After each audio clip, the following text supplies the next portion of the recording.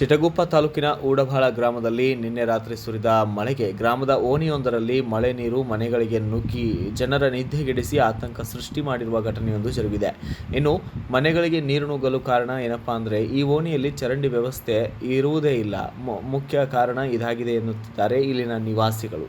ಇನ್ನು ಚರಂಡಿ ವ್ಯವಸ್ಥೆ ಮಾಡಿಸಲು ಅನೇಕ ಬಾರಿ ಗ್ರಾಮ ಪಂಚಾಯಿತಿಗೆ ತಿಳಿಸಿದರೂ ಕೂಡ ಯಾವುದೇ ರೀತಿಯ ಸ್ಪಂದನೆ ನೀಡಿಲ್ಲ. ಹೀಗಾಗಿ ಇಂತಹ ಪರಿಸ್ಥಿತಿ ಎದುರಿಸಬೇಕಾಗಿದೆ ಎಂದು ಅಳಲನ್ನು ತೋಡಿಕೊಂಡಿದ್ದಾರೆ.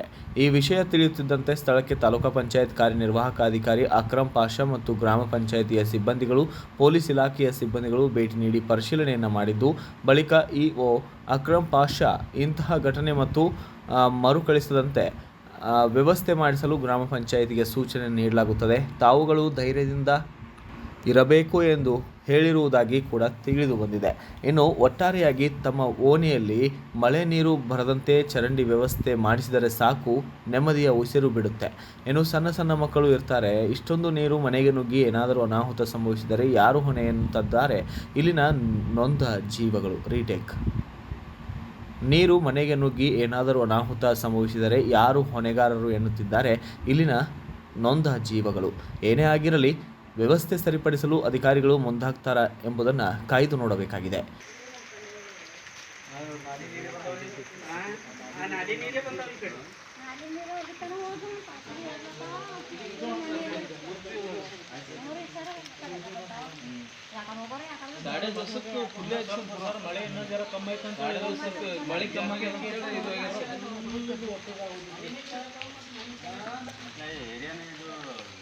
ಎಲ್ಲಿ ಫ್ಲಾಟ್ ಅದ ಆ ಕಡೆ ನೋಡಿದ್ರೆ ಸರ್ ಯಾವಾಗಲೂ ಕೆಳಗೆ ಹೇಳ್ಕೊತಾನೆ ಹೋಗ್ತಿದೆ ಸರ್.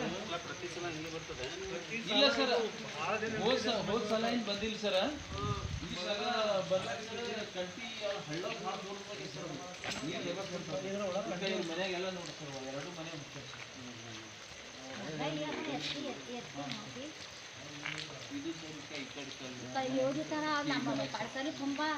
ಇದು ಇಲ್ಲಿ ಇಲ್ಲಿ ಮನೆಗೆ ಹೋಗ್ತೇವೆ ಸರ್. ಇದ್ರಾಗ sir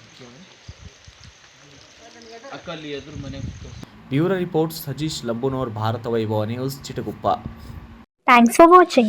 Read, discuss and debate with editor Dr. Yan Prashant Rao.